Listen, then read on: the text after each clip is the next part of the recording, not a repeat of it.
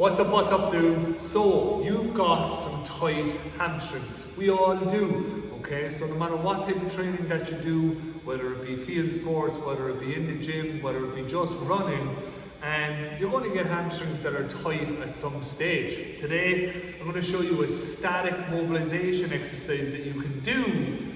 All you need is a hockey ball or a sliotar. If that's too hard, you can use something like a tennis ball to start off with. But all you need is that. The harder the better. For me, I'm going to use a hockey ball here. And a bench or a stool or a chair or something at home, okay? The elevation of the hip off the ground is vitally important, so using the bench and something to sit on is really important. So for me, just sitting on a bench. What I'm going to do with the ball is, I'm going to get the ball and I'm going to place it literally just below my glute, okay? So where the glute interacts with the hamstring and joins in there, I'm going to start the ball in that position. So place the ball underneath. I'm going to start it really high up, just below my glute on the right leg. What I'm going to do here then is I'm only going to work somewhere from the very top of my hamstring down about 2 to 3 inches. I'm not going the whole length of the leg. I'm just really attacking that joining process at the top of the hamstring, where it again interacts with the glute and everything else that's going on there.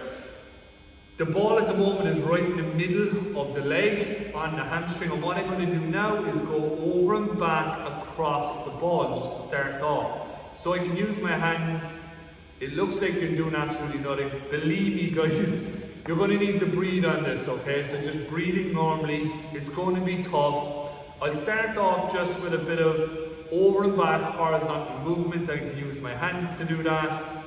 And then once I become comfortable with that, I can then start to use the leg to actually oscillate across the ball. So by flexing the leg out in front of me, this is really tough now. When the leg is out in front of me like so, and then I can start to move out and back when the foot is in front of the knee, it's going to be an awful lot more tension there on the ball.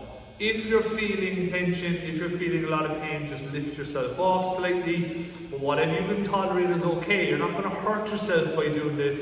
It's a really good tool to really pull all that tight tissue apart that you have in your hamstring. Again, all I have here is the ball underneath the hamstring, and I'm just using downward pressure because I'm elevated on the bench to really work out those tight hamstrings. And once I'm happy enough in that area right at the top has eased off by getting the leg out in front and back, I'll just literally move down the ball a touch. So I'm moving down 1 inch, and then I just start the whole process again. Over and back, across the ball, up and down, and then start to oscillate, move the leg in opposite directions. I can even move across, get a little bit of the external. We're not really looking to get into the adductors here, we're just specific on the hamstring. So guys, all I'm going to do literally is sit on the ball, put it right in there at the top of the hamstring. I'm going to go over and back across the ball, use the leg to create tension.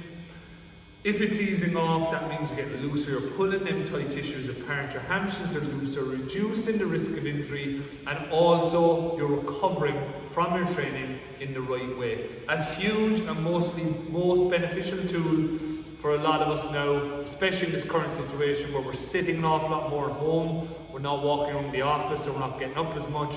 If you're sitting down a lot, you're getting pain in your lower back, getting tight hamstrings, a huge benefit. Get the hockey ball, get stuck in, get yourself a chair. That's me done for today. Catch you on the next vid.